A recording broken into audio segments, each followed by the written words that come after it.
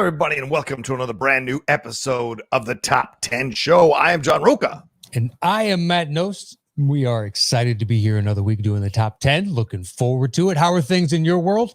Good, busy, crazy, exhausting, fun, though. Yeah, everything's cool. I'm starting to learn how to edit more. So I'm doing more of these trailer reactions, these reviews. And, I'm not rich enough to hire somebody, Matt, so I have to learn on my own on iMovie. And, as I'm getting more comfortable with them, now I want to start adding some interesting elements to them and fun stuff to keep people watching as they're watching, so you don't just have a talking head for 8 minutes, which is basically what I've been doing. So now I'm starting to add more things. But, dude, it is a hell of a wormhole to fall into when you're trying to do editing stuff and add stuff, because now you start to get excited about all the different tools and how to use them, and you get frustrated. So other than that, though, I'm doing really good, and life's going on, and screenings are happening, movies are coming out, so it's a good time. How are things on your end? Good. I've done that before. I did with Photoshop, and I got really into that and got really good at that. But it was a good skill to have at the time. Yeah. So I was happy that I forced myself to just kind of slowly work through it and learn that shit. Yeah. Yeah, the editing, I've done a decent amount of editing, but it's also been a while since I had to sit down in the thick of it and edit stuff all the time, which I'm kind of happy about, to be perfectly honest. It's going to be a tedious job. Yeah, it is. And you get lost. Yeah. Like the other day I was late to a recording with Steve because I was 10 minutes past the time, but I was like so knee deep in trying to get this thing squared up. I thought it had only been 5 minutes. It had been 20. And so you just totally lose, because it doesn't seem like you're spending that much time, and the next thing you know, it's like you are. But I want to get to that program where I have like 4 different videos up so I can splice and cut up, and that's going to speed up the time. But of course, that's an expensive program to get, so I'm not there yet. I'm still kind of stumbling through iMovie and using their effects for my videos, but I'll get there eventually. Yeah, totally. I mean, there's enough free software out there that, so long as you keep searching, although I don't know if every one of them has the OS version or not, right? That's available for a PC, but I would assume so at this point. Yeah. If it's worth its salt, then you can download it in both formats. But yeah, it's just a lot. Then you got to move on, because technically you want to get into illustrations and animations and that's a whole other thing. Yeah, like, I know, fuck, dude. bro. And I just learned editing pretty damn well, and now I have to learn this piece of software and then this piece. It's like, that's going to take so long. How much time do I have left in my life? Yeah.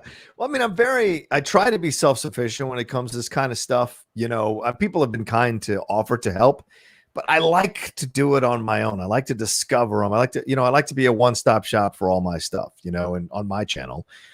And so it's like, this is something that I'm motivated to learn to do. So I don't have to ask anybody to do it or pay other people to do it, because I don't have that kind of money rolling around. Yeah.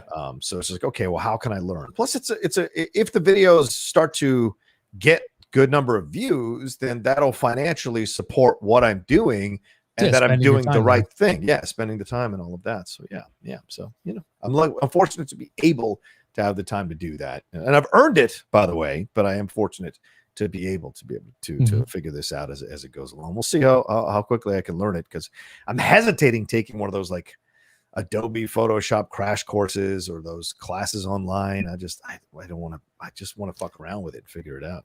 So, but we'll see.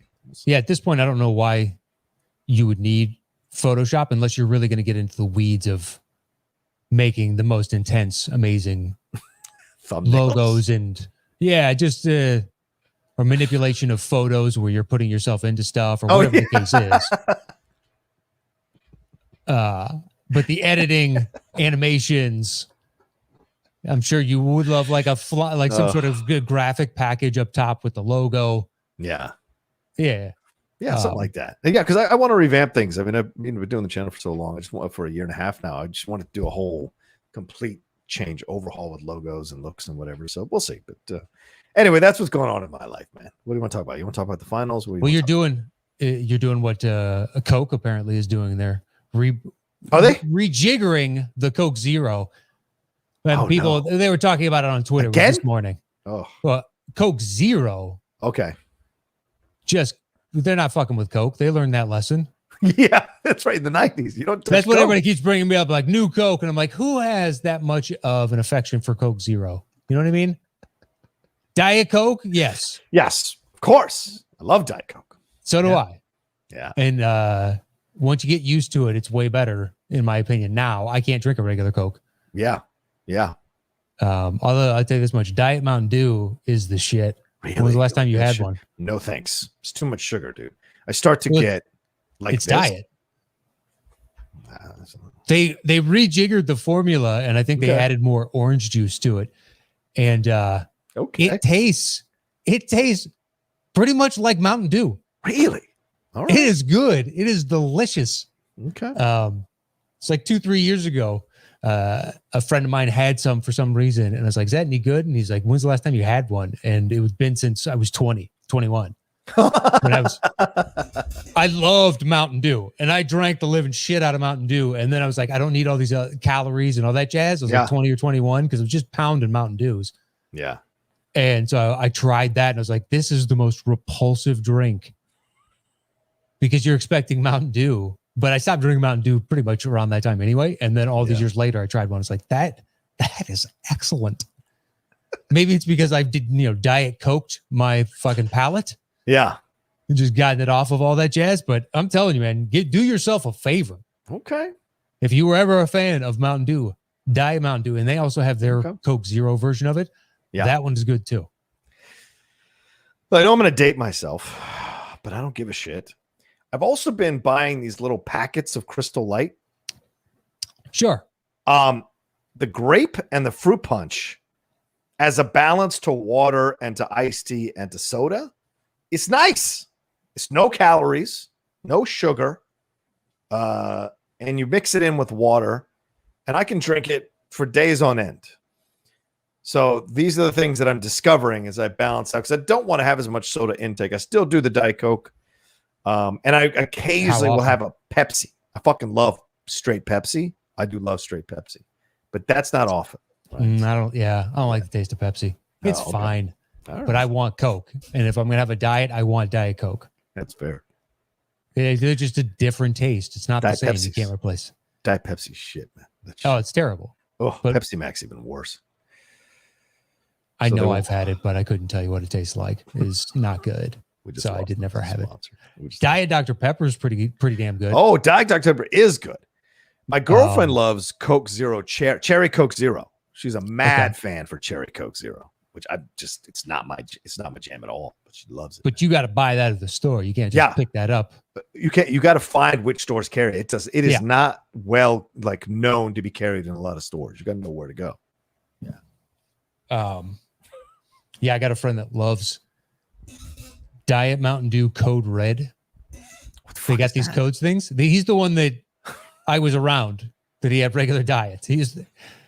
But he loves it so much so that when we have other friends that are around the country and they see any, they pick some up for him. Get the fuck out of here. I'm not fucking around. It's happened to him at least twice that I know of, where he got sent. One guy sent a couple cases and another dude sent, he was, I think, in Arizona doing some shows. And it's, you drive to Arizona. Right, of course. So he got like 6 of them or something. Wow. And it brought him back. And my friend was so happy over, as happy as he can get. He's a, somewhat sullen, pessimistic individual. But, I didn't, awesome. I hadn't fucking had Diet Mountain Dew. I just drank Diet Coke at that point. Yeah. Code Red. Yikes. Code Red. I've tried a lot of the diets. Diet root beer, not bad. Yeah. Okay. I like root beer, man. I love root beer. Fuck, man. Barks. Sure. A&W is probably my favorite of the diets. And then, I tried the Virgil one that they have at Trader Joe's. It's not the same. Virgil? Oh, that's their version. Yeah, their version. Yeah, Virgil's root beer. It's not for me. Yeah, there's a lot of Trader Joe's products that I'm not a fan of. Yeah, right. There's a few things that I love, and the rest I get elsewhere. Mm-hmm. So I go there for very specific things, but I love it. And I go there, every couple of weeks, pick up those very specific things, but it's like raw cashews and the sliced sourdough. Oh, nice. The cracked wheat sourdough. Uh-huh. We'll get like 3 or 4 of those at a time and freeze them. Wow. Smart. Oh, they're good. And then their garlic naan is excellent. Really? Okay. But it's tough to find. At least the Trader Joe's right by us, they rarely have it in stock. So I got to drive to Eagle Rock. If I go to any other one, they always have it. They always have it. But ours, which is a mile and a quarter away, I've walked there before. Yeah. It's a rare fucking day, man. And I've asked, how is it that you guys don't ever seem to have naan? Like it's always empty. And the exasperation is the look you get back of like, I don't know. Like, you're the only. I want to say to him, I've been to 3 or 4 others. You're the only one that has this problem, apparently. Or I'm just catching the others on the right day somehow. I think it's the employees. They're all buying it as soon as it comes in, and so the customers aren't allowed to have any of this shit. You just never know. Perhaps. I'm sure there are some things like that where if that store, is known for liking that, then they get a little bit more. Yeah. It makes sense. I get in trouble because I roll over to Costco and buy meatballs. The what do you call it? Grass-fed meatballs. They got the chicken teriyaki, and then I'm like making meatballs, and then I just bought some grass-fed pork sausages. Sure, it's just not a good idea, man. Because then I start to be like, oh man, I'm gonna have 2 or 3 of these things, and 27 grams of fat each or 17 grams. Dude, it's all all about the grass-fed though. It's so fucking good. It is good, man. And you sit there and you're like, well, it's 27 grams of fat. But it's grass-fed, so that's the balance. So it's just interesting. Fat isn't necessarily a bad thing. It just true.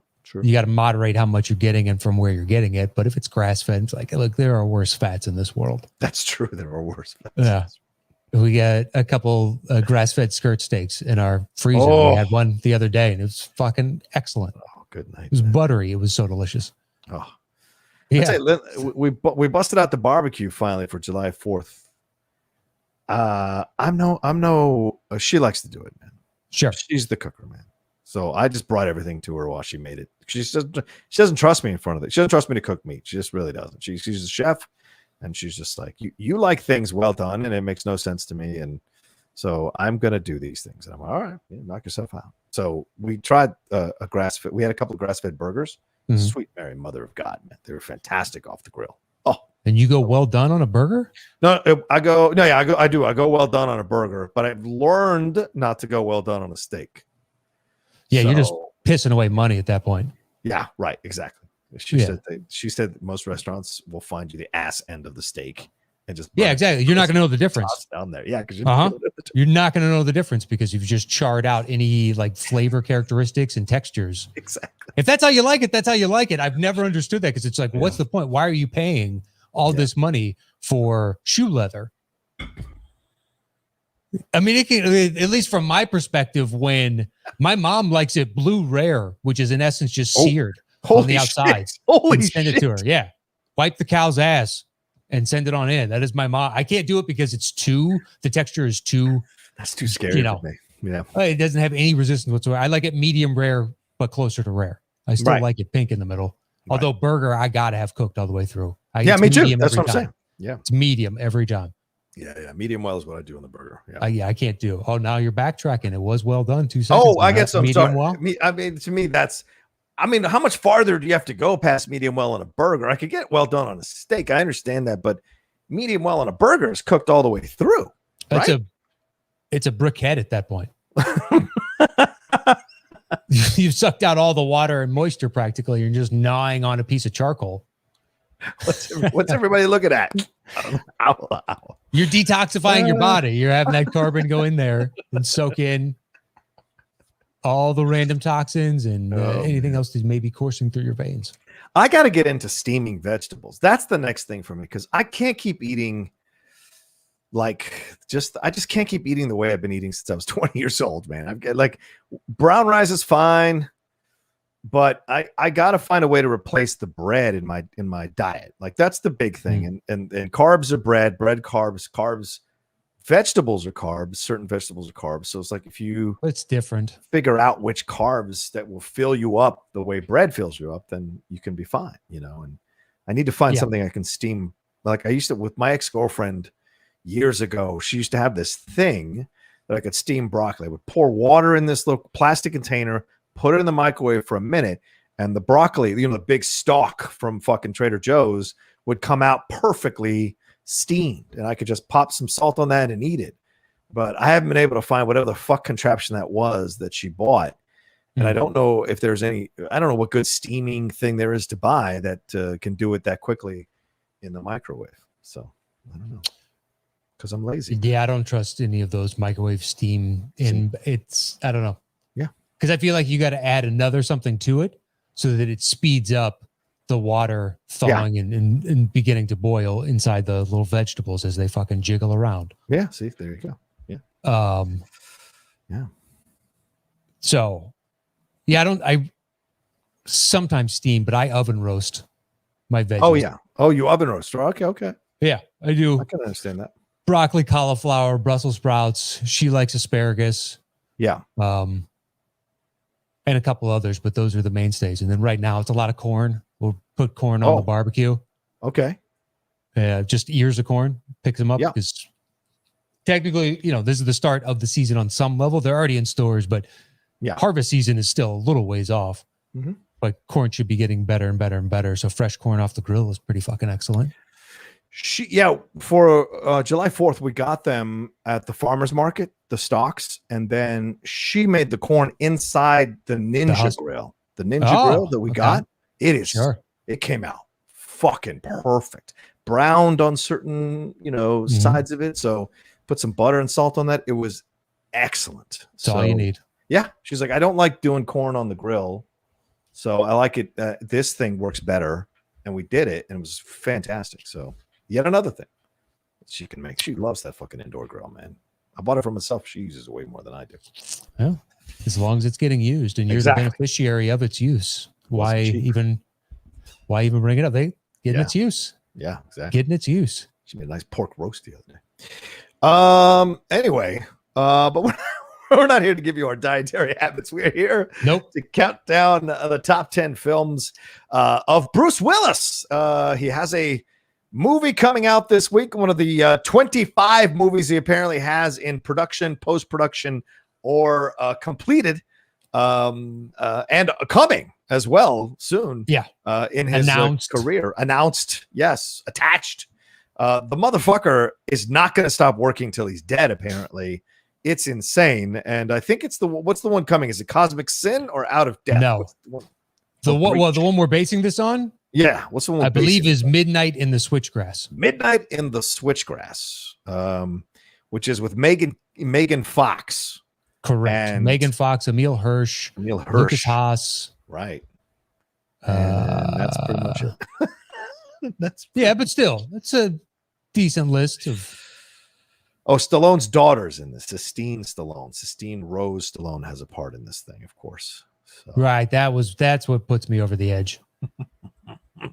So I was teetering on seeing this, but they got wait a second. They got Stallone's daughter? Sistine Rose? Get out of here. Who I've never seen act. Maybe she's great. This could be her first thing. I would doubt it. Wow. But wow, Michael Beach is in this. Remember Michael Beach, the guy from what? I gotta look at he was in True Romance. He was the black cop in True Romance. He was in Lean on Me. Remember he was in Lean on Me? He's like the shorter black dude in Lean on Me with the mustache. Michael Beach. Yeah, interesting. So anyway, we're basing it off this. Oh, yeah. You remember him, right? Michael Beach? Yeah. And this one's directed by Randall Emmett, who let's see what he directed. He's directed 2 films. This is his first film. So shout out to Randall Emmett. But he's been a producer on like a crap ton of movies and TV shows. He's an executive producer on Power with what's his face? 50 Cent. He was also a producer on Boss Level, which a lot of people like, that's on Hulu. The War with Grandpa, the De Niro one. Mm-hmm. The Irishman. He's a producer on The Irishman. So that's trying his hand at directing now, this guy. Well, good luck to you. Yes, good luck to you. But yes, it's got to be better than what I've heard about Space Jam so far. So what? It's getting great reviews. What are you talking about? Oh, I've seen some that it's just like, that's what I expected from this movie. Maybe it's, I'm searching out my own opinion, but I'm going to aggregators, reading through and be like, okay, all right. Yeah.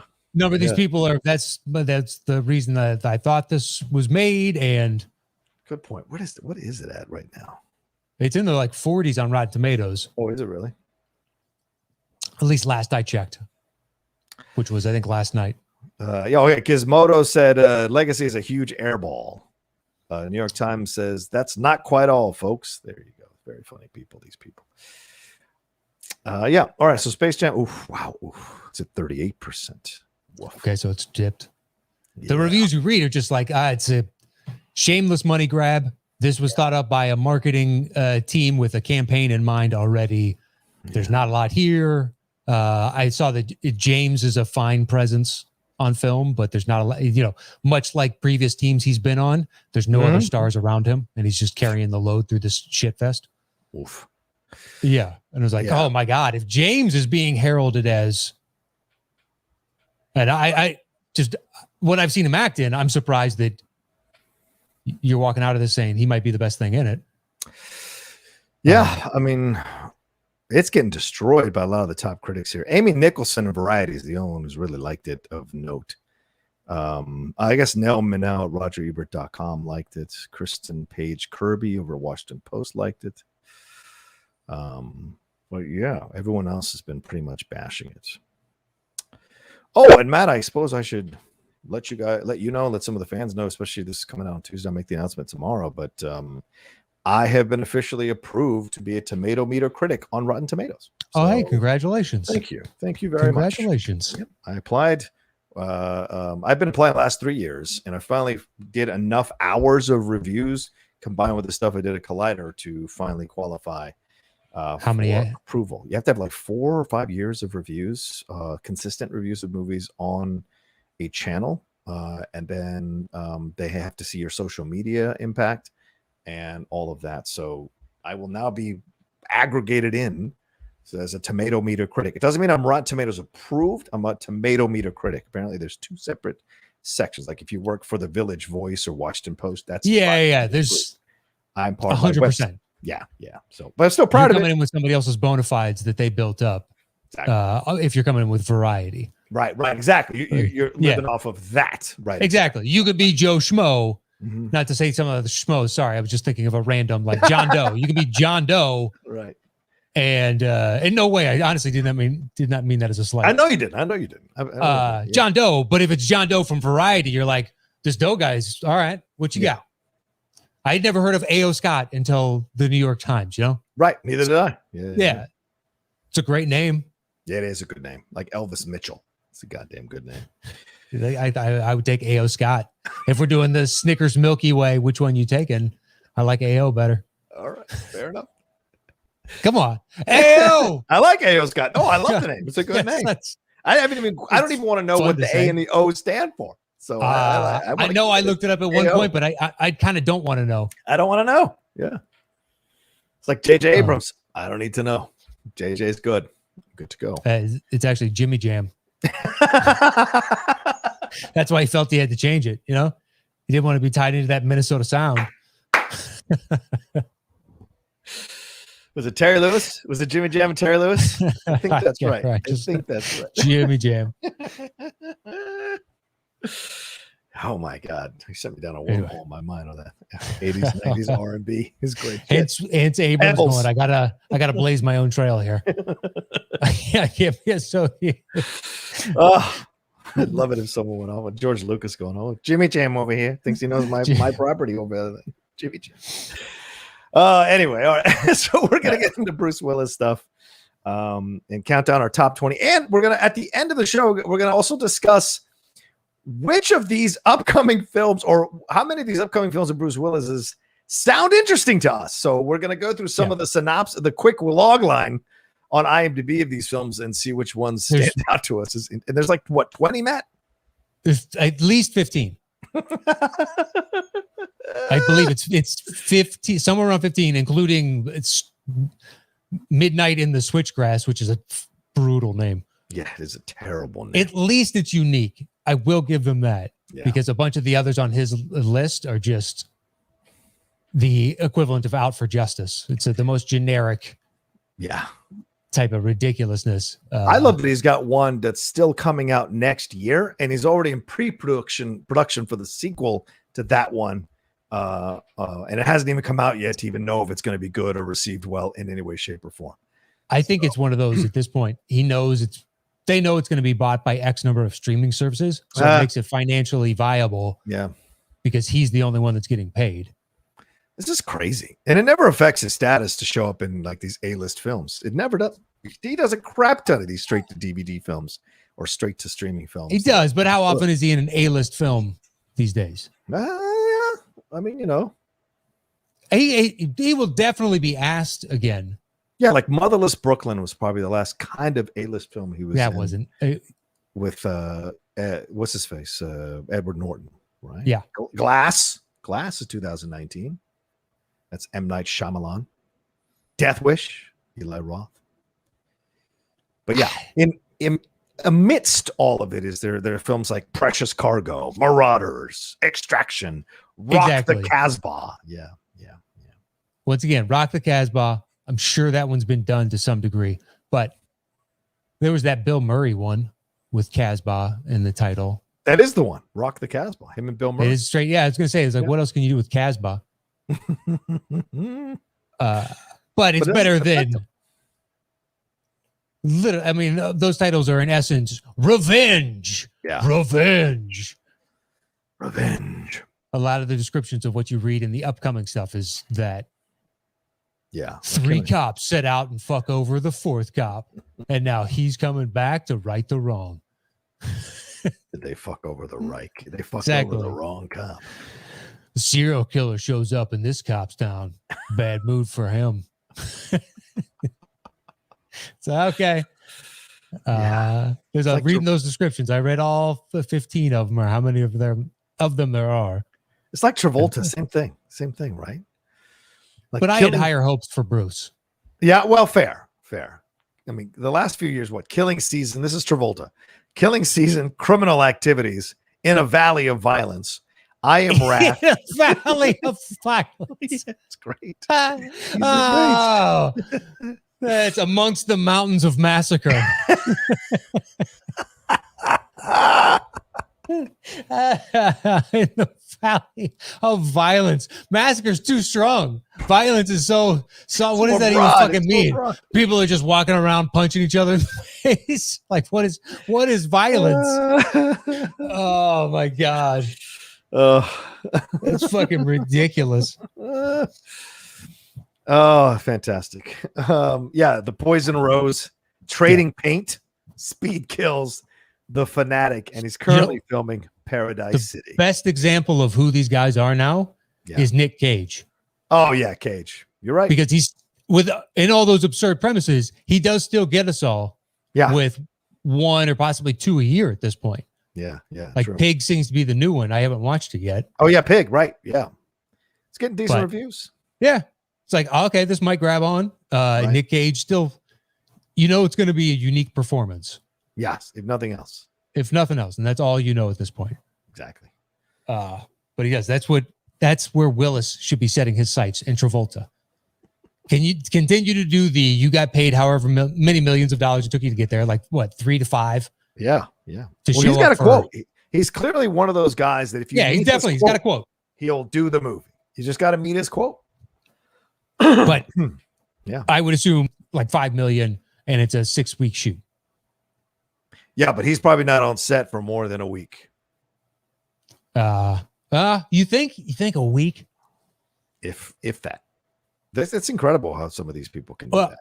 And some of them, I think he has more of a prevalent, but a bunch of these that are upcoming, it's an ensemble cast of, you can tell that because everybody else's age seems interchangeable. Yeah. We're either going to be seeing a lot of him interacting with young people or young people doing all the shit outside of, and then every once again they check in with the old guy. Yeah. But anyway.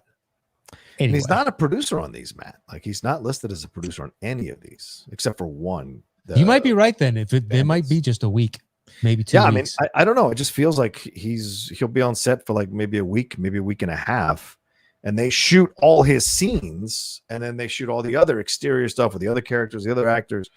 Because I can't imagine they shoot these that quick. I mean, the one I was in with my friend Andre directed, that Armand Asante was in, he came in for like 2 days, I think, or maybe even 1 day, and they shot all. But how big was the part?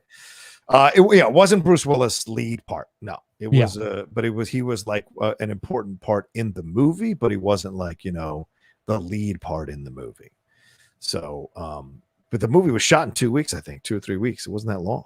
So it's crazy. But yeah, you're probably right. I mean, I'm sure maybe more than a week, but I'd feel like he's like, okay, this is how much time I have. I've got, 5 other movies I'm doing. So, but who knows? Who knows? Maybe he sticks around the whole time because fuck it. Did you know that in China, Frank Grillo is this crazy famous actor for being a villain and arguably the most successful action film in Chinese history? He's great. So no surprise. But I saw someone doing an interview with him, and then they also have, here's the translation they gave to the world, and here's what it means in Chinese, and what Frank Grillo, like how it's the subtitles or how it's translated to the Chinese audience is this capitalist dog as an extension, the boot heel of the American people are showing up here and then drop some racist shit. Oh my God. Basically, that their race is inferior to ours and we will always win type of thing. And it's a weird, like you sign up for a job and you say a line one way and then it gets translated into, but he is, a billion people all know who he is. Whereas in this country, you got to be a fan of Marvel, I think, on some level, or The Purge. Well, he's in the another one of these new ones with Willis that is like, he's at 2 sci-fi. This one is coming out this year, or maybe it already came out. I think it already came out, didn't it? Cosmic Sin. Yeah. Bruce Willis. Grillo's getting a decent amount of these. Grillo's great, man. I interviewed him at Collider. Fucking great guy, man. Really nice guy. Him and Mel Gibson. And what was that, Boss Level? Yeah, Boss Level. I got to see that. Apparently that's really good. I got to see that. So I haven't seen that yet. And that's on Hulu. But this one has Boss Level. Did you see it? Did you like it? Did you see No. Walking out, leaving Collider one time. Oh, I can't remember who it was, and be like, hey, do you want to go see Boss Level? And I was like, see, I think the only time that ever happened was just out of nowhere. Yeah. Somebody's like, oh, there's a screening. Do you want to go? It's like, what the fuck is Boss Level? And then they gave me the description, and it sounded interesting. Yeah. I had somewhere to go. Otherwise, I'd have been like, you know what? I could go see this right now. You know what? I could do this. Yeah, I could do this. That's fine. I just assume it's like probably an hour and 45-minute movie. Yeah. If it's a screening, there's not going to be previews. So you'll actually be out of there in an hour and 40 minutes. Yeah. That's not bad. That's not bad. I went to see Black Widow and sat through like 26 minutes of previews. So it's good to see that AMC's back to their old ways. Yeah, you're right about that. Yeah, I went to see it last night with Lindley. She's the first time we ever gone to see a Marvel movie in the theater. Because we were doing this rewatch rather of all the movies. And since this one chronologically fits in where we're at right now, we're like, well, fuck it, let's go see it. It's my fourth time seeing the movie. And there was like 25 minutes of trailers, man. Trailers. It was insane how many trailers there were before the movie started. Yeah. Does seeing it 4 times in that short amount of time help? Well, I liked the movie. So to me, I thought it was all right. Okay, fair. Last night, when I was watching it, I was just more like, I know what's going to happen. So I was just enjoying the experience. Like, okay, let's see. I'm watching. And when I'm watching it, like maybe a 4th time and you're right, in such a consolidated amount of time, it's more a matter of like, all right, let me see what Ray Winstone is doing in this scene. Let me see what Scarlett is doing in this scene. What's Elizabeth Pugh, Florence Pugh working within this scene. So I'm less interested in the overall, and then I'm just watching the actors and the way they're reacting to certain moments with small movements of their faces, like how they're hearing what's being said, but also conveying that they're reacting to it, but not in an overt way. So yeah, it's more like that,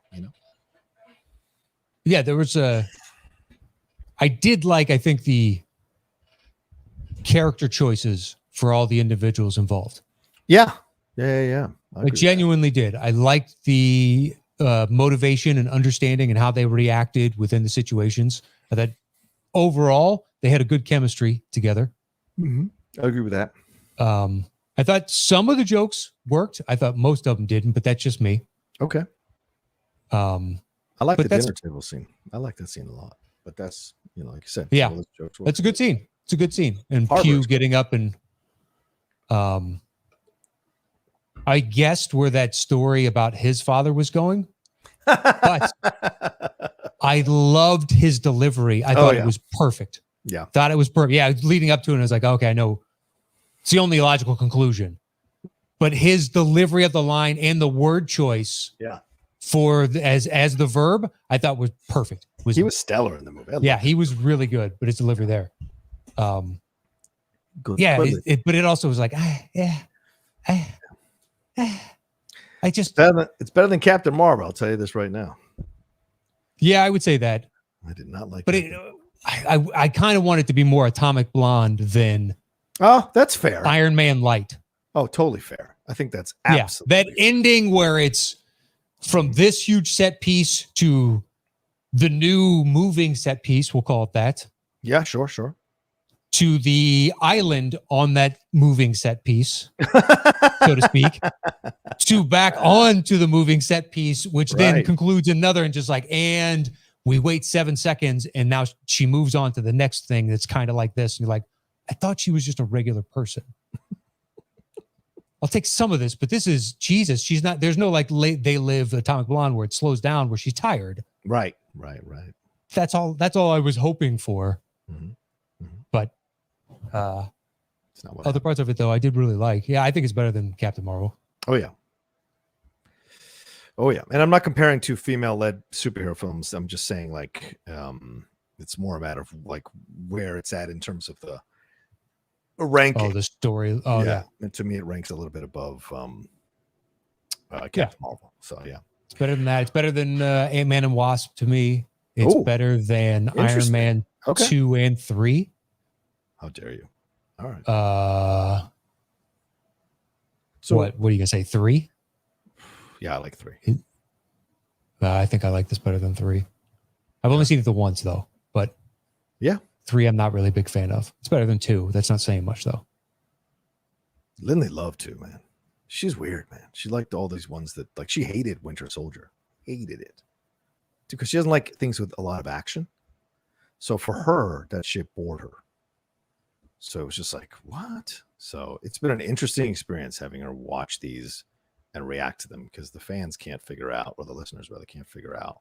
Yeah, but Winter Soldier has all the espionage vibe to it. But for her, it's like all the fighting and the taking down of the carrier and all that kind of. It just. What about Thor? Her off. Does she like the arc of those 3? She does like Thor. She's actually a big fan. Thor's a weird blend, man, amongst those 3. Yeah, it is. It's a weird fucking trio. You're right. One feels dated. It's still good, but it feels really dated, especially because they fucking bleached his eyebrows. Yeah. And now when you watch it now and you're like, that is a terrible choice. Milk was a bad idea. Yeah, it was a bad idea. It looks so foreign on him. It makes him look fake. Yeah, you're not wrong. Yeah, just give me he's already handsome. Let's just enjoy the handsome dude up there flexing his massive muscles. And how dare he have a good sense of humor and intelligence on top of that? You can fuck yourself, Chris Hemsworth. God forbid. God forbid. Yeah, dude. I hope you get a hangnail, you fuck. He's good looking son of a bitch. I don't want to wish anything really bad on him because I enjoy the guy's work. You know what I mean? Course, but still, something. A pimple on your upper lip. So something you got to live with. Everything else seems to be going pretty aces for you, man. Come on, guy. Give us something. Could you even imagine being born as good looking as that? Well, that's the thing. And here's the truth. Apparently in Australia, and I've talked to people about this, a lot of Australia fans don't think he was that attractive. Sure. That's fine. Crazy to me. Because they grew up with him, so to speak. Yeah, kind of. Maybe that's what it is. Because he's so good looking, dude. Yeah, but there's so many of those. Just to throw a dart and pick somebody, just like, I can't even fathom what that is like. Yeah. Like, I know people who don't think Brad Pitt's attractive, and that doesn't compute. You're out of your mind. Yeah, it doesn't compute. You're out of your mind. That guy The dude is so fucking hot. Just ridiculously handsome. Yeah. I would feel Cro-Magnon standing. It's why most people look weird when they stand next to him as an average person. Because they're just like, hey, I don't like how I'm feeling. I mean, I've been in a room full of, I've told you the story before, where I just show up to an audition and it was a room full of models. Yeah. And those people would pale in comparison. And I felt like a fucking troll in that room. Oh my God, that's funny as shit. So to be in the midst of, and once again, it doesn't pick an actress. I don't care. Yeah, right. I know somebody who's newly single and she's talking to this dude. And she's like, I really like the attention, but he's too handsome. And I saw the picture of him and he's too handsome. He is. Well, just in that he's too handsome. Mean? He's our age. Yeah. Super handsome, but he is a comedian / actor / writer / director / and you're like, no, you suck at all those things. Gotcha. So you're just handsome. Gotcha. And that handsomeness hasn't elevated you to a next level handsomeness or whatever the case is. But I'd imagine you're an interesting individual, to say the least. I mean, with previous track record of individuals that I've run into Hollywood, I'm just going to guess you might be a little wackadoodles out there. Yeah. Just a very good chance. I've known like 10 dudes like that since I've lived here. Fucking. And it goes both ways. I've known, women as well. Oh yeah. But anyway. But we digress. We do digress. Yes, we do. But let's. I think we keep going, and you know what? Let's just fucking read our top 10s down real briefly at the end. So we were talking about Game 4. We're 42 minutes into our show, and we haven't even done the list yet. So I guess so. Let's just talk about the 10 at the end, and then we'll talk about his upcoming films. And fuck it, let's just have fun. Okay, I'm down. So, what adjustments do you think the Suns need to do for Game 5 outside of? I love this. Outside of like cutting down your fucking turnovers, because I mean, dude, when they had 7 turnovers coming out of the first half, I think it was, or even the first quarter, I think it was. I was like, you're in some fucking trouble here because you're hanging with this team, but you cannot have such a turnover disparity and beat these Bucks. You just can't.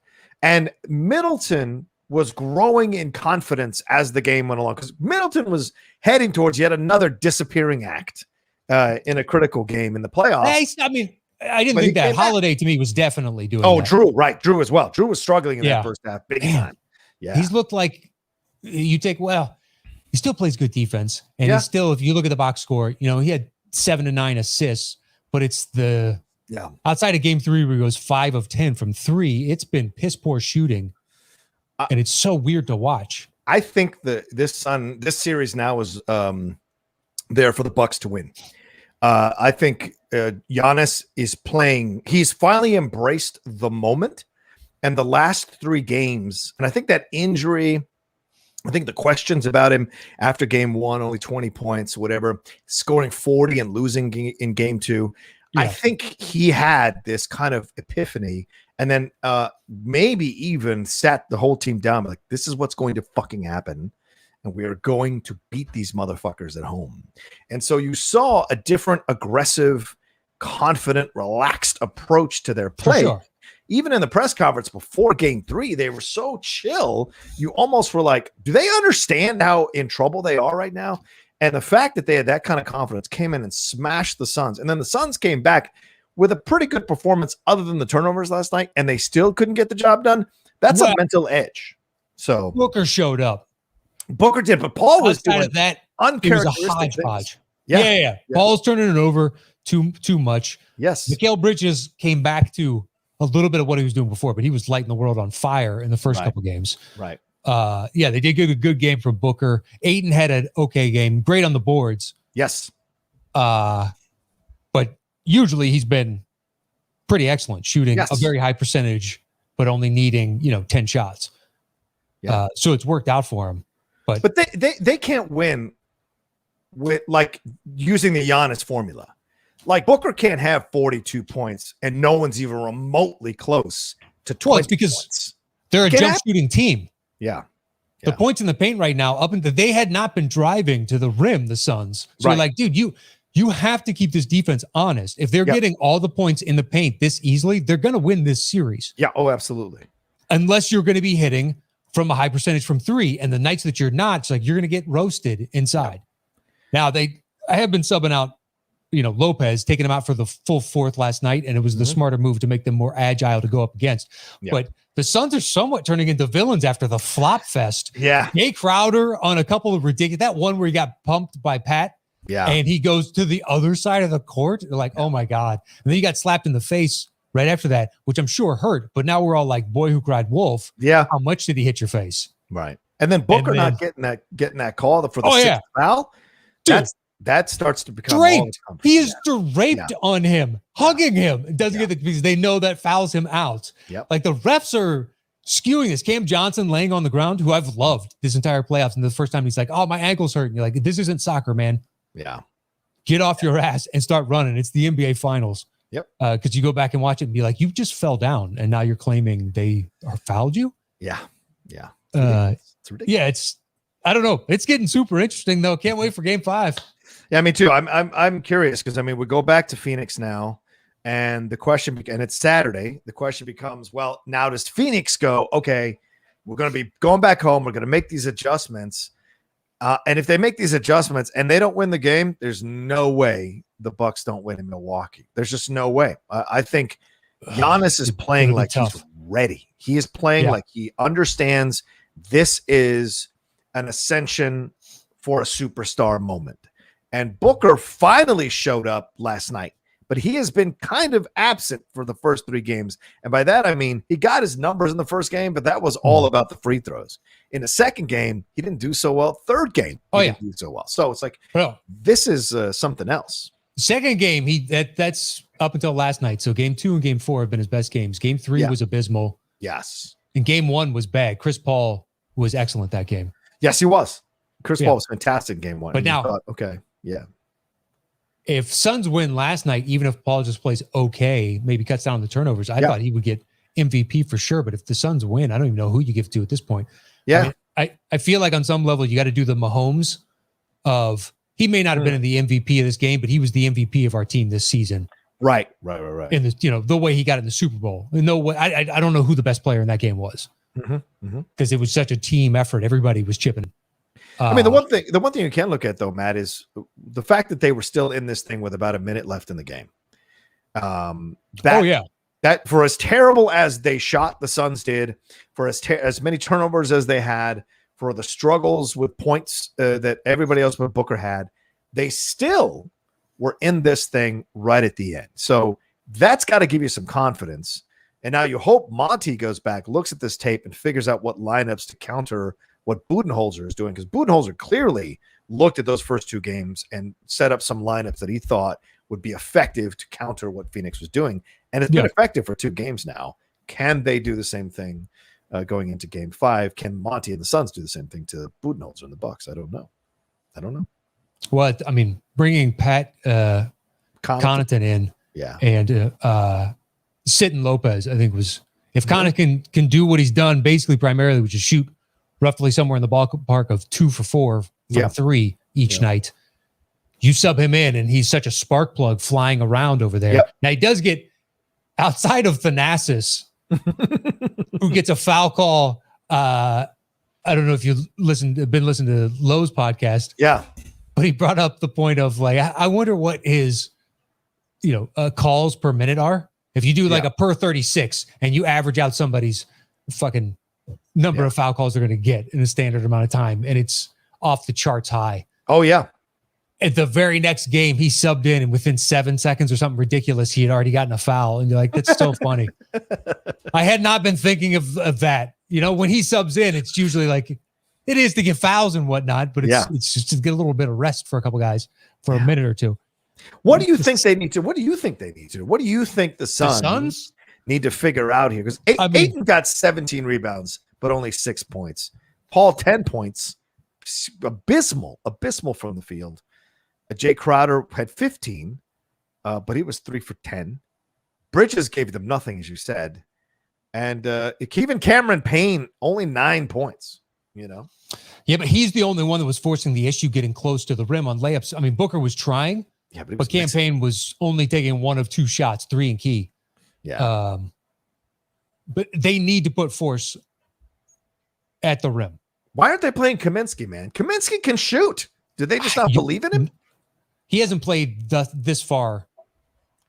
I would play him. I would go to a small lineup and not play him. I would have more shooters out there. Kaminsky can't shoot, but he also hasn't been playing. There's a reason for that. Eventually, your skills do drop off. So, he loses 2% of his athleticism. Yeah. He was already a step behind. So you take away just even that little bit more, and he's going to get roasted. So his defense isn't going to be good enough to justify him being out there if he's only going to hit 28 to 30% from 3. Yeah, but you know how this game is, right? Sometimes you got to bring in somebody who has been doing nothing for a while, and they all of a sudden get you like 20 points and is the difference. But Kaminsky could be the guy, but look at his stats though, Matt, you're right. He has done shit. 6 points in that game in the loss. The game before that he played, he put up a 0 stat line across the board. Didn't take a shot, didn't get a rebound, didn't get an assist, a steal, a turnover, or a personal foul. It's like a 0 across the board. Game 1 and game 2, he's played a combined 5 minutes. Yeah, okay. He has zeros across the board. And against Denver, he only played 1 game, or played 2 games rather, total of 5 points. Against the Lakers, he played in 4 of those games, 7 to 10 minutes, 5 points total. So yeah. This is ridiculous. The random guy, I think Cam Johnson could score you 20 points in a game. Yeah, easy. True. Cam could. Absolutely. I like him a lot. Yeah. He exhibits a lot of confidence. His shot always looks secure and good form when he goes up, even when it misses. He's like, I like that shot. Yeah. That little out of bounds play that they designed for him last night, where he caught the ball on the screen from Booker of all people, was gorgeous. As soon as he went up, I was like, that's in. Even if it's not in, that's a great play. Yep. Yeah, I think he'd get you 20, maybe 25. I think that's entirely possible. And him and Bridges, I easily could believe. And if both of them do it, the Bucks will lose. Yeah, it's true. Yeah, because then Booker or Paul are going to get you 25-ish. Yeah. And the other one's going to get you 15 at that point, and then Aiden's going to get you 15. It's like, how are you going to overcome? That's a shitload of points. Yeah. I guess Etwan Moore can't do it anymore either, man. Etwan, no, I wouldn't play him. Yeah. Just given the personnel, I think you limit down to Campaign, Cam Johnson, and Torrey Craig. I would not bring Kaminsky on, and anybody else whenever they search beyond that. Just like I would figure out some sort of this. He's playing an 8 to 9 rotation, man. That's a player rotation. That's basically it. Both of them. Yeah. I think. Yeah. At this point, with injuries and everything, Saric going down killed the back. That's why Kaminsky was getting time. Oh, good point. Then, yep. Yeah. Otherwise, Kaminsky would be even further on the pecking order. Would never even touch the court. Yeah. And then DiVincenzo going down gets Pat all these extra minutes. Yeah. But I like it because it forces them into interesting their version of the death lineup with Giannis at the 5 or Tucker at the 5, Giannis at the 4.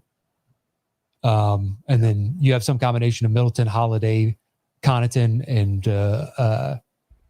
son of a gun. I just had his name. Oh, Porter. Porter. Who's okay? Anyway. Oh yeah. Well, I mean, in game 3 when they were getting blown out, he went to 11? He played 11 players. Yeah, Brent Forbes and Teague will get in the mix. Yeah. He had Kaminsky I'm sorry. Monty had Kaminsky in there, Craig in there, Nader played. Yeah, Abdel Nader. Alexander played.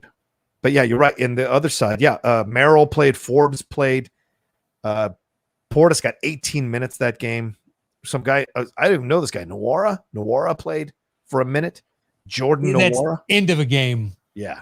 Sub in. Yeah. That doesn't count. No offense, man. No offense, Jordan. You're still so much better at that one thing than I'll be at any one thing in my life. So no hard feelings, man. I can't do what you do, and I couldn't in a million lifetimes. That's the God's honest truth. You would destroy me in every capacity. And that's the crazy thing. You can't even get run.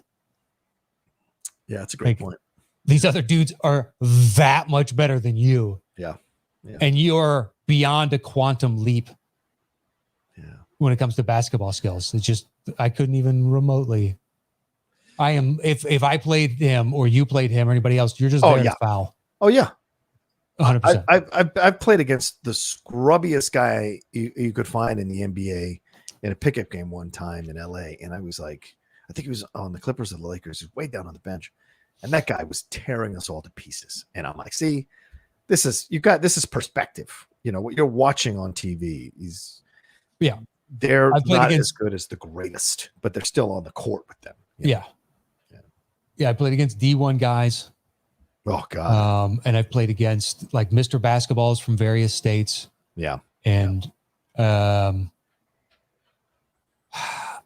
that have been on the fringes, I've never played. And by played against, like you're playing 5-on-5.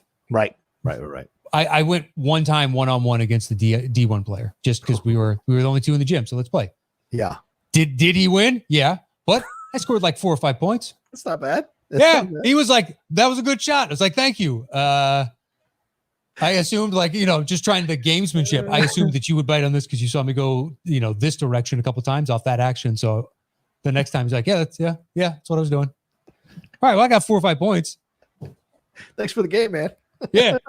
Well, it's like if I score one, then I might score like they came in bursts. It's not like it was a back and forth battle and suddenly I stopped them on defense. You know what I mean? I'm getting the ball back and we're going tete-a-tete. It's make it, take it. I make one. I got a second one up and then I missed the third one. I probably missed next time I got the ball. I still got 4 or 5 points by the end. That's no bullshit. I was very proud of myself.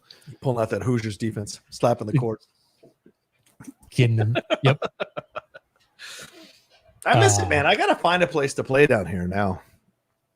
Well, I'll tell you this much. There's an elementary. Go ahead. Yeah. Being our age, taking a year and a half off for the pandemic, guess who athletically just sprung back to form? Not this guy. I heard JT's been walking himself out there. He's missed the past couple of weeks, but he'll be back eventually. And then whenever Snyder moves back, I know Snyder will be back. Snyder's still in Boston, man. Still hanging out with in Boston. Folks. Yeah, crazy, man. Craziness. Eventually. Last I talked to him, he said he was just trying to find a place that was reasonable because rents have continued to go up. Oh, yeah. Good luck. Good luck, Jeff. Good luck. Well, I mean, it just depends. What does reasonable mean? Because if you want geographic location, and you're specific to it, well, you're going to be hamstrung by that fact. That's true. Yeah. If you're like, I'm West Side only. Well, okay. Well, then here's what a 1-bedroom is going for, a studio on that side. Some people are like that, man. There's like, they won't live in certain areas of town, so. I mean, I definitely won't live in certain areas of town. I mean, okay. Fair. That's fair. Yeah. There's certain areas where like, there's no point in me living here. I have no need to be here for all kinds of rationales.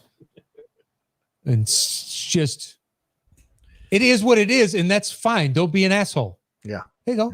Yeah. You make it in and out. But beyond that, like I could live where I'm at now, or West Side would be great. I've lived up in the Valley in Studio City and Sherman Oaks and Van Nuys. So it's the flexibility. I could potentially do Burbank, but Burbank, I don't like the neighborhood so much. It feels generic. Yeah. Feels boring. Yeah. I don't know. The personality it has feels artificial. Yeah. I understand that. Yeah. So does North Hollywood to me. NoHo.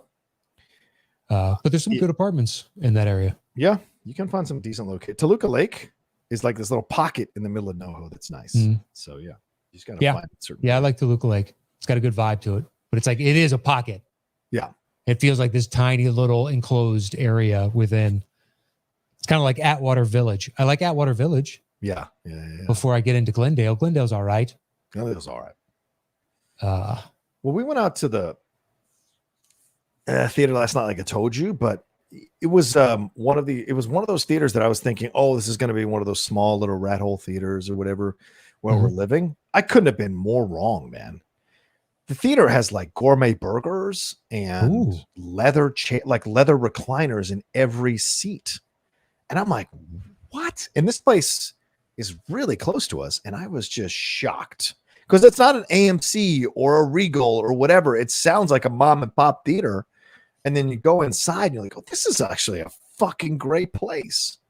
So now I'm even more happy. What is it? What's the name? Well, I guess maybe you don't want to say that to pin down your geographic location. Showing up. Lindley's made it very clear to me I'm not allowed to say where we live. Yeah. No, I get that. Yeah. But it's nice, dude, and I was really surprised. Yeah, go ahead. Sorry. I've been to a decent number of theaters, but in your specific area, I think I'd have to go east and south. Yeah. You know what I mean? To that one that's not too far, but it's a big complex. It's a AMC or something akin to that. Right. I used to go there every once because they had an IMAX. Yes. Yeah, right. Exactly. Yes, they do have the IMAX, that one. Yeah. But I don't, up by you, I don't think I've seen a movie up there. So it's good to know. More theaters. Yeah. I was surprised because I've been to the AMC Mission Valley for screenings, and that's a AMC that's it's not well kept, but it's a decent AMC, right? Yeah, it's like Century City if it let itself go. Right. Before it got renovated. It's Century City before it got renovated. 1,000% correct. So it's decent. But I'm going to try the La Jolla one tonight for a screening of the Matt Damon film. And I want to see if that one's okay. Because I like the one here. But now I need to find if there's a multiplex around here I can go. Where's the one in La Jolla? Is it off Noble? What is it, the La Jolla one? There's a small little... It's 12. Okay. I know there's an ArcLight over there, whatever that's called now. There's an ArcLight around here? Well, ArcLight went bankrupt, so somebody is going to move into... Good point. But there's an ArcLight. There was an ArcLight in there. I used to go to the ArcLight in that area. Yeah, this one's called... This one's on Villa La Jolla Drive in La Jolla, California. So it's by... What's it by here? It's by the... So there's a BJ's around there. It's by Menon, is what it is. When was the last time you thought about that? By Menon. Speed stick. I love it. I fucking love that little stupid closing jingle thing. Oh, you're right. By Menon. By Menon. Yeah, there is an ArcLight cinema over here in La Jolla. Good call. Oh, it's still called ArcLight? I think so. Yeah, I think it's off Noble. Let me see where the Mormon spaceship is, and it's just across the interstate from the Mormon spaceship. What is the Mormon spaceship? Holy shit. The tabernacle that's on the 5 right there. Right. Yeah, it looks like Space Invaders, just in case we get the alien showing up. Right. Oh, so it's not open. Okay. Someone's has to fill that. There's no reason. I think it's not. Yeah, it's not open. It's closed. So all the ArcLights closed, huh? Shit. I thought it was just the LA ones. Nah, the whole thing went under. It looks beautiful, man. Did you like going there?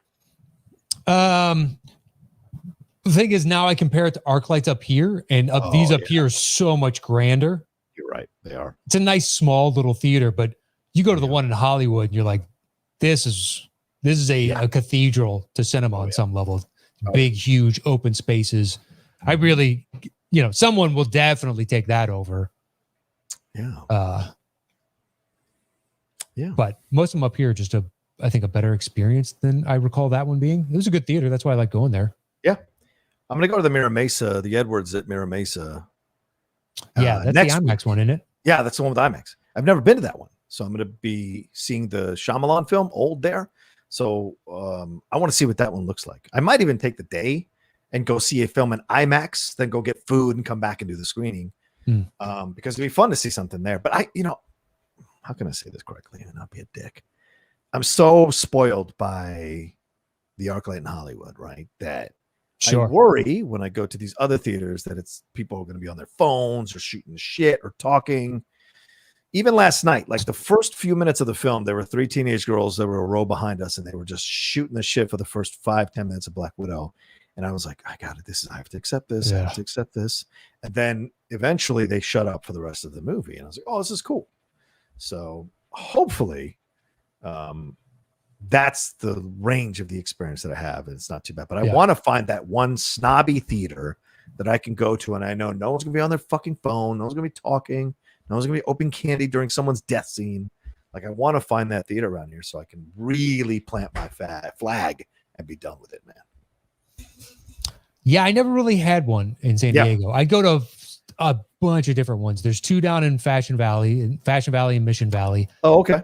Fashion Valley, I liked Fashion Valley's overall experience better.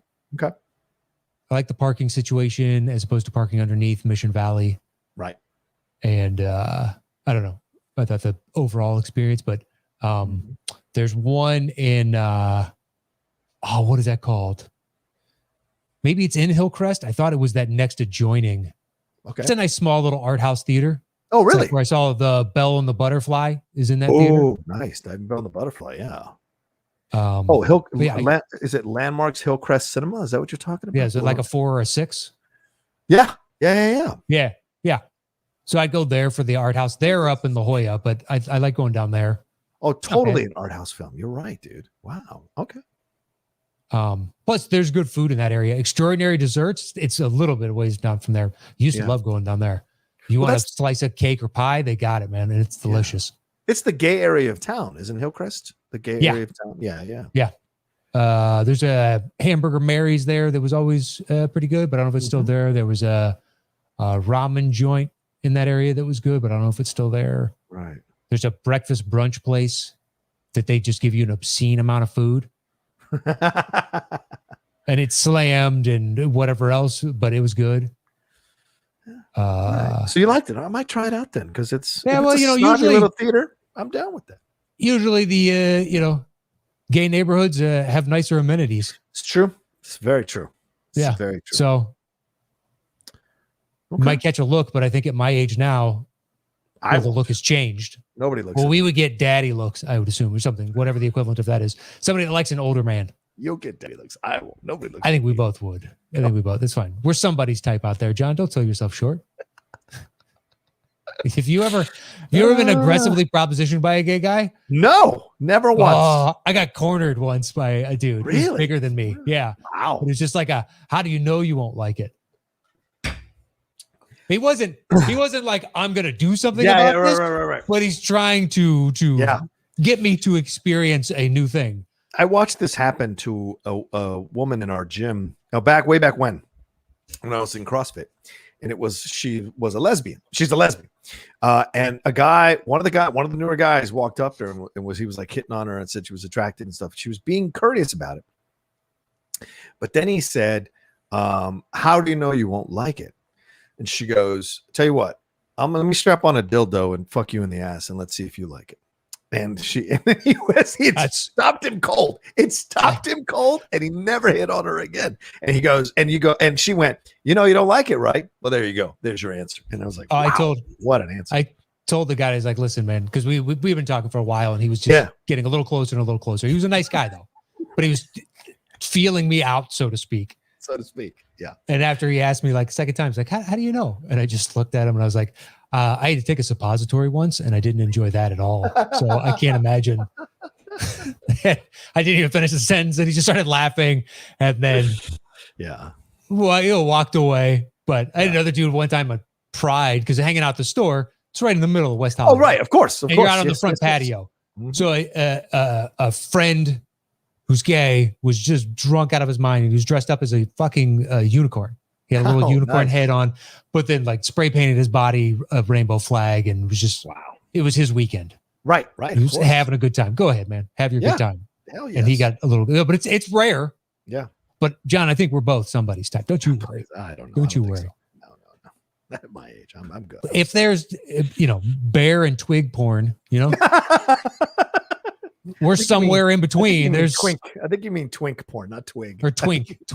Well, isn't it twig like with a really super? There's twink. I don't know if there's twig. You're right. I don't know. I thought there was twig.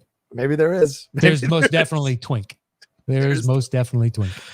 And I hope we haven't offended anybody. We're just having conversation. I didn't create those words. I was told that by You're right. else. I know you. So full disclosure. No, when I first moved here, I went to gay bars all the time with Michael because Michael's gay, and I would go as like a protector because I didn't know we'd moved here to LA. I didn't know what the situation was like, and Michael and I had gone to school in Tallahassee and Florida State. He's from Gainesville, so LA was a completely different animal. And when we first showed up, I would just go just to make sure nothing nefarious happened. Just like I went with my girlfriends who were coming to LA to clubs to make sure nothing nefarious happened to them. So it was more like that kind of thing. But overall, I found that to be a very interesting experience, to be sure. You know what I'm saying? And so to see the different approaches and also the similar approaches that people have in bars, regardless of sexual orientation. So it's like this idea of, oh, they do this or they do that. There's a lot of similarities.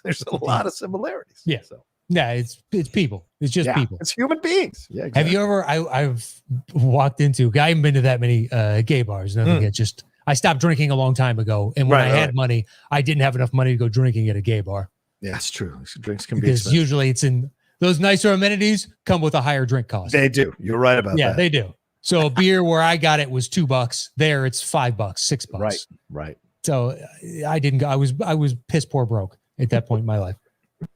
But I have walked into one where it turned to my friend and I was like, dude, you do realize this place is basically the stereotype.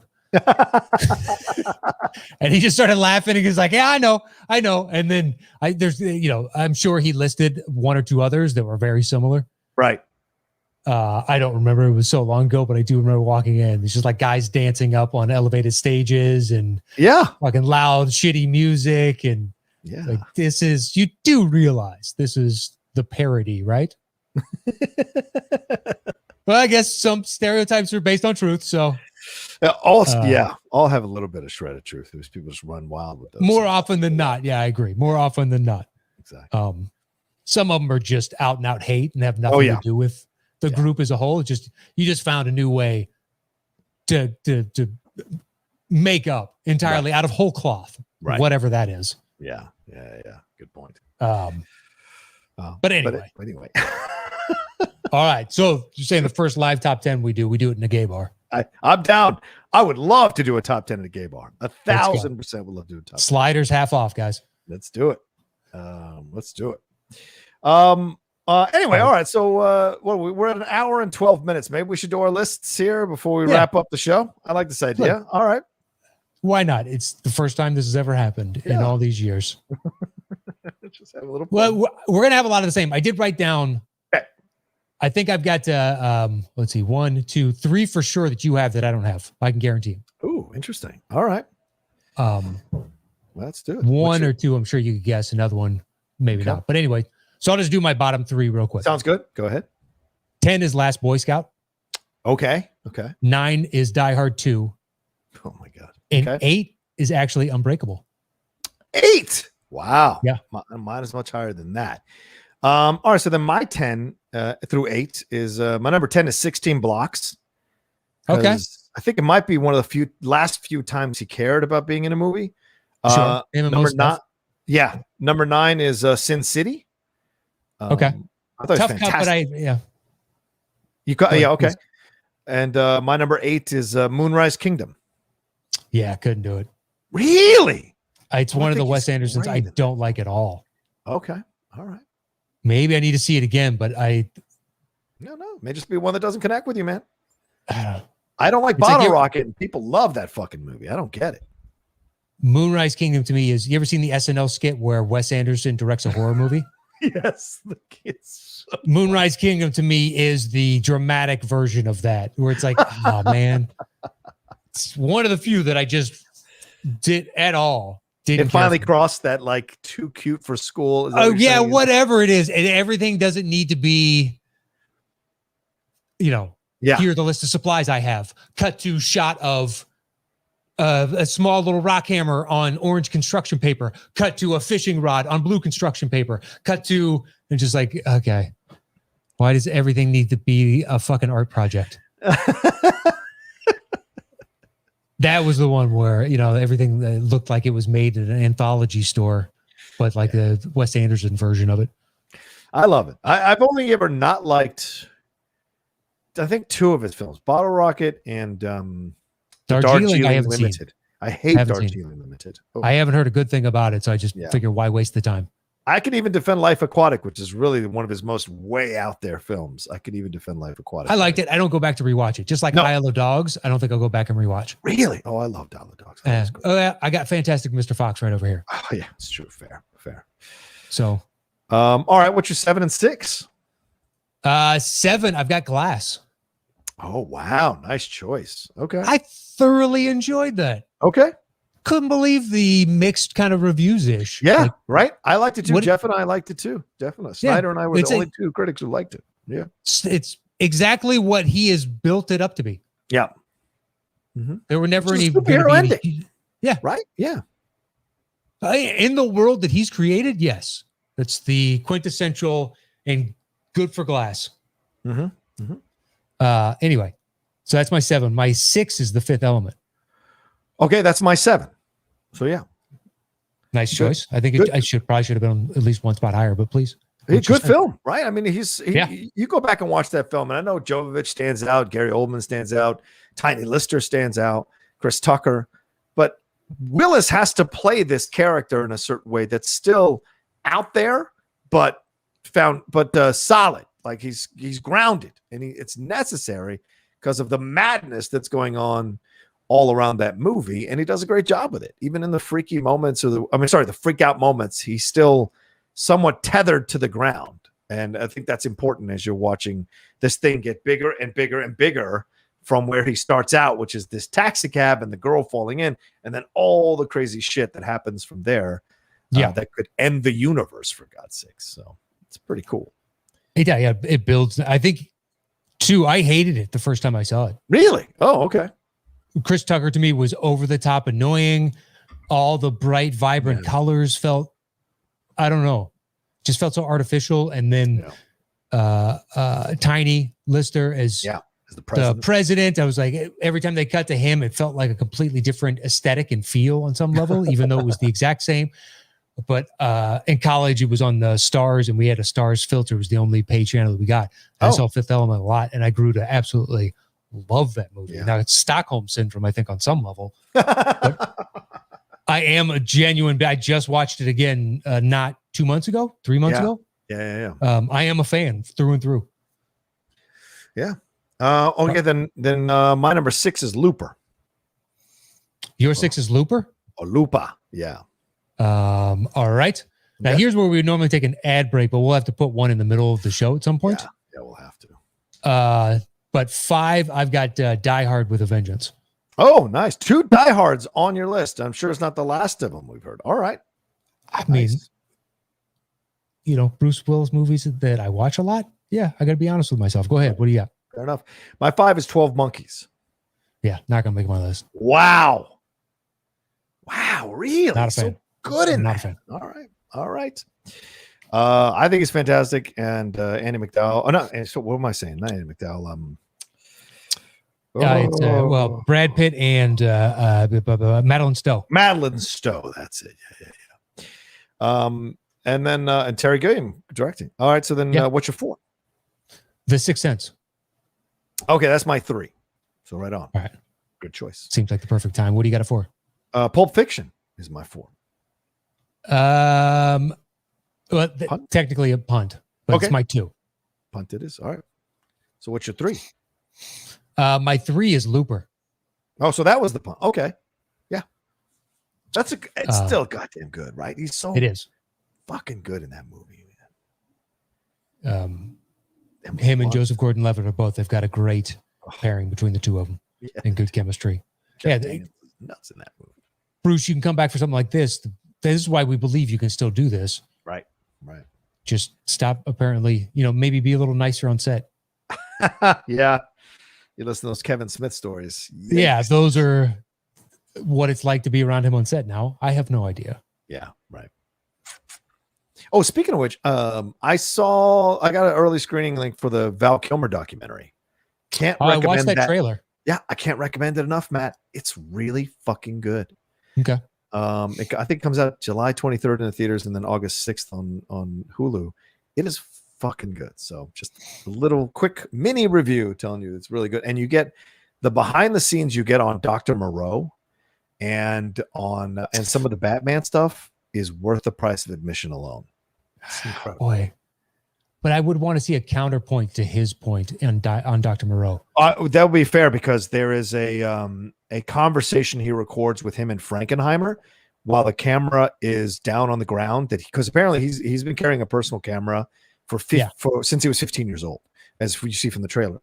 But on sets, there's all kinds of footage with him with like the Top Gun guys and all at that age and all of that. And then he brings it on camera on Moreau and he's, you totally tell his point of view. And he tries to push back the narrative that he was difficult on set because they're always like, well, I'm passionate about creating a good project.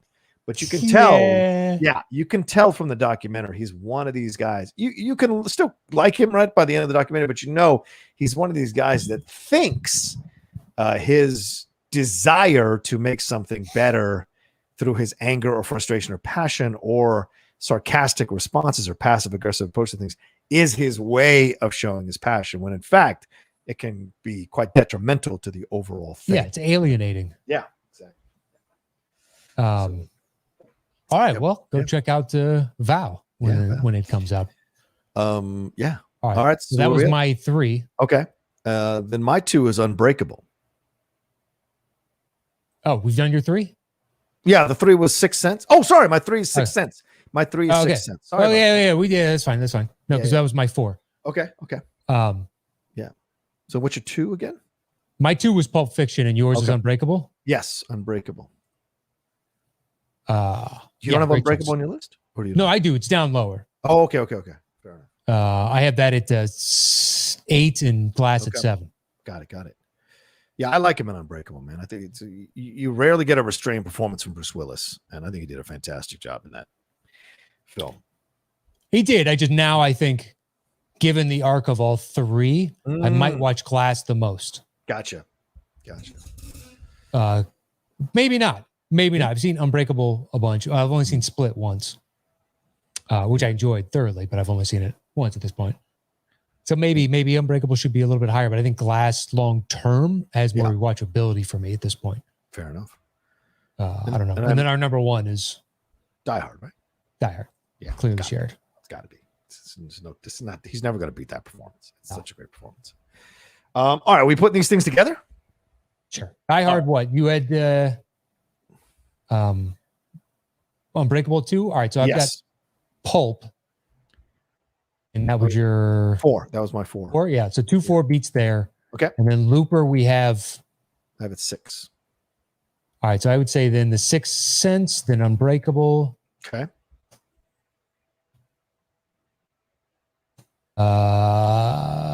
Looper. Okay. The Fifth Element.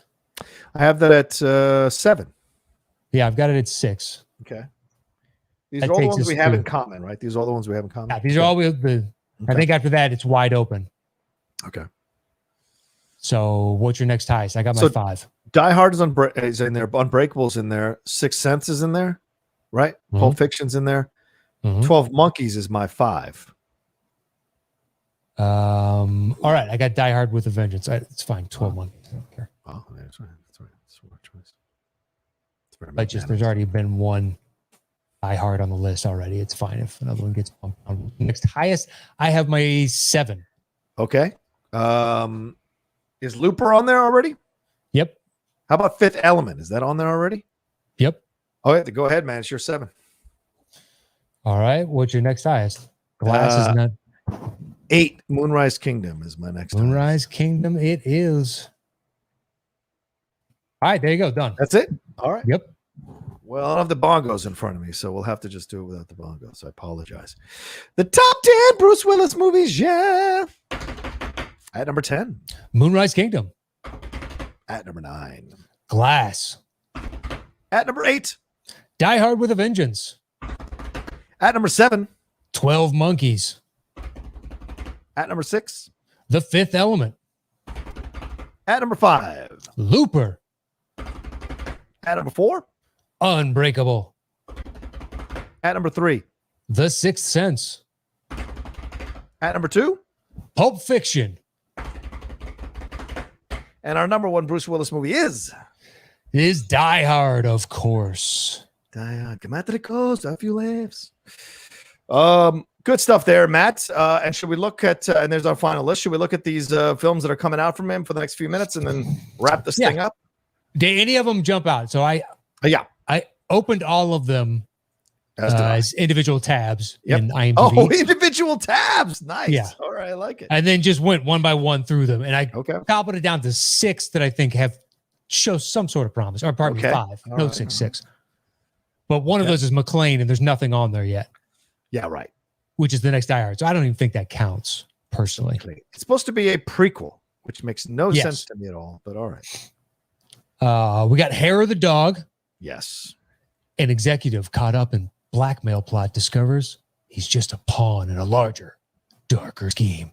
Yeah. It's him and Gerard Butler. This thing sounds like it could be off the walls terrible, but maybe great at the same time. Yeah. I've got Paradise City. Okay. This one stars Stephen Dorff and John Travolta with Bruce Willis. Sure. Ryan Swan must carve his way through the Hawaiian crime world to wreak vengeance on the kingpin who murdered his father. So, number one, already you got me with Hawaiian crime underworld. I got to find out what the Hawaiian crime underworld looks like. Exactly. And two, you got me in with vengeance. Any film that's about revenge for a family member getting killed, if you can find a way for me to connect to your main character, I'm in for the ride. And I want him to get him or her to get their revenge for sure. And homie from the Renegade show with Lorenzo Lamas, Branscombe Richmond, he is in this. So shout out to him. All right. I've got Gasoline Alley. Ooh, Gasoline Alley. Which one's that? A man implicated in a triple homicide of 3 Hollywood starlets begins his own investigation. Wow. Needing assistance, he enlists the 2 detectives on his tail in order to expose a conspiracy more explosive than any of them imagined.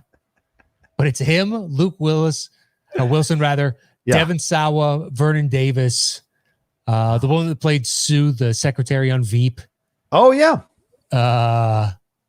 Like a bunch of, oh, yeah, that dude type of guys. But I just love this.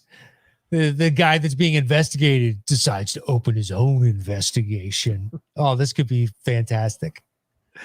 I'll take care of this. You're not getting ahead of me on this one. Oh man, that's I love that. He's gonna enlist the two people that are chasing him. Dude, what are you working on? That's a bunch of bullshit, and you know it. I made a team up. Let me tell you why. Yeah. All right, I've got Gasoline Alley. That's the one I just said. Oh, you did. A man became triple homicide, the 3 Hollywood starlets. You said that one? Okay. Yep. Yeah. Luke Wilson. Luke Wilson, Devon Sawa, Vernon Davis. Good to see Luke Wilson, being in a movie again. It's been a bit. It's been a bit. All right, I got one. It's called Out of Death. You're out of death, man. I saw that one. Instinct. Like being in a valley of violence. Sorry, man. We're all out of death. We're fresh out of death. Oh, dude, we are out. You know what? I am fresh out. Bam! I fucking love that skit. Instinct is a moving target. This one also stars Jamie King from Sin City fame as well. She played Goldie and the twin sister there. And no one else that I really know of note. Mike Burns is the director who's apparently did a lot of music stuff. He's a composer. This is his first feature film. And someone named Lala Kent, who looks absolutely gorgeous, is in this as well. She's in Bravo's Vanderpump Rules. So apparently a lot of people know who she is. So there you go. And this one is, what is it? It's a set in the hills. A corrupt sheriff's department in a rural mountain town comes undone when an unintended witness throws a wrench into their shady operation, son. There you go. From Vertical. And guess what? You're out of death. Yeah. I love it. But they all all 15 of them are kind of like this. Oh, yeah. Totally. Over and over and over again. Yeah.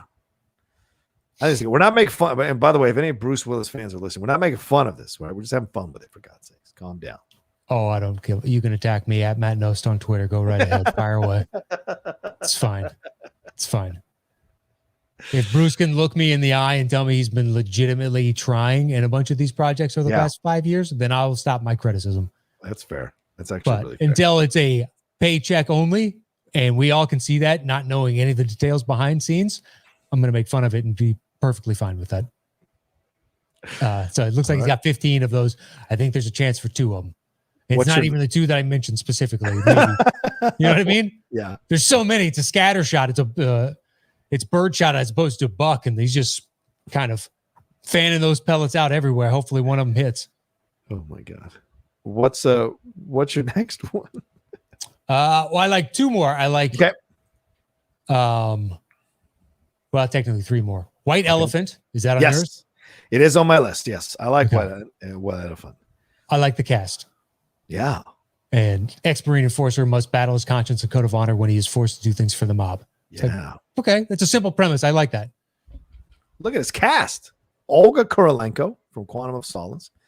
Michael Rooker, Yondu himself. And Malkovich is in this. And Malkovich. My Lord. Malkovich. That's a hell of a cast. He's got a few like this. Yeah. Remember when Malkovich was picky about his projects, all arrogant about doing independent stuff, and he's a real actor and wanting to be taken seriously? It's like, yeah, and then you got that Transformer money. Yeah, he's like, what is this? Shit, what is this? You guys they give you this much to do this? Are you fucking kidding me? Oh man, sign me up. That's hilarious, man. Do you have any others? I think hold on, because I was looking at what's her face, Lauren Buglioli in this thing, and seeing if I'd seen her in something before. What's the other one? Is it the no, not the oh yeah, it is Fortress. The Fortress. This is the one that's like, this is already in post-production, and they already have a Fortress 2 coming. Oh, that's the one? Yeah. So this one's a group of criminals hell-bent on revenge forces a retired officer and his son to save the day. So Bruce Willis is in this. Chad Michael Murray. Shannon Doherty is in this. So is Jesse Metcalf from Desperate Housewives. This guy, Michael Cera, is in a lot of these movies, and I wonder if he's a producer on all these movies, putting himself in these movies, or if he's a family member who's producing all these movies, because he's in a few. He's in Out of Death. He's in Killing Field, The Fortress, Fortress 2. So this guy's been making a name for himself, getting all these Bruce Willis movies. So I don't know. It's interesting. Well, there's another dude, Adam Huell Potter. Oh, yeah. He's in every one of these. Wow. So he's probably the producer. One of the producers. Well, he's listed as additional crew on White Elephant, Vendetta, A Day to Die, The Fortress, American Siege, Out of Death, Comic Sin, Breach, like all the stuff that's coming out that he's doing. He's in about, appears to be 60% of it over the next 2 years. He might be in the production company with Willis. And so he just like, these are the films, man. Listed as additional crew and right. The Fortress and The Fortress 2. I'm going to get you paid. In this movie is also Kelly Grayson. She's also in Out of Death. So I wonder if they're shooting all of these at the same time, Matt. Could be. And they're just shooting like the same actors in different scenes. It's one way to save money. I suppose. But this woman who's in this, Kelly Grayson, she was a host on a show called the National Bible Bee Game Show, which was hosted by by Kirk Cameron, not James Cameron. It's 3 divisions, young people across 3 age divisions in a contest showcasing Bible verse memory and applied Bible study, competing for $270,000 in prize money. There you go. So I don't know if you're supposed to use the Bible in that way. This is just me, but I don't know if you're supposed to use the Bible so that you can make some money off of it. Doesn't suggest anymore. So who am I? That's a fair point. Yeah, this isn't my hill to die on. So if they're fine with it, I'm fine with it. But there is one here that's kind of interesting, Matt. I don't know if this one caught your eye. The Bandits one. Did you look at this one? The Elmore Leonard. I don't remember Bandits. The only other 2 I have are A Day to Die and Apex. What's Bandits? Bandits is based on the Elmore Leonard book. Yes. Called Bandits. And a former jewel thief finds work as a mortician and helps out an ex-nun in New Orleans. And Mitch Glazer did the adaptation, who wrote on Scrooged and The Recruit and not much else of note. Yeah, I just think Leonard is so specific. Yeah.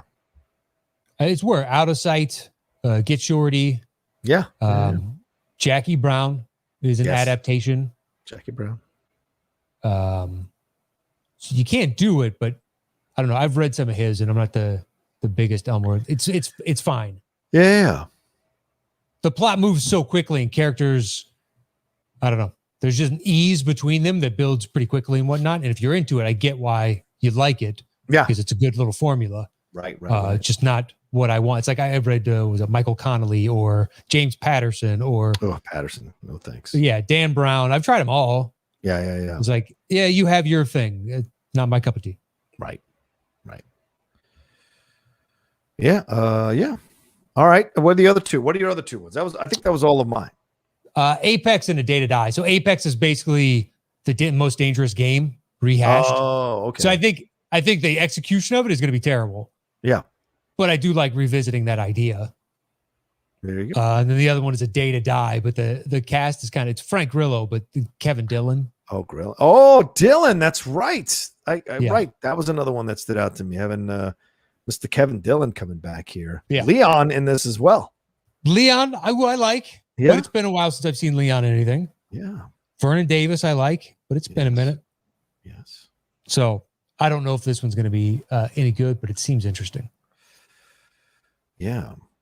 From Wes Miller, from the director Wes Miller, who has directed a few films here.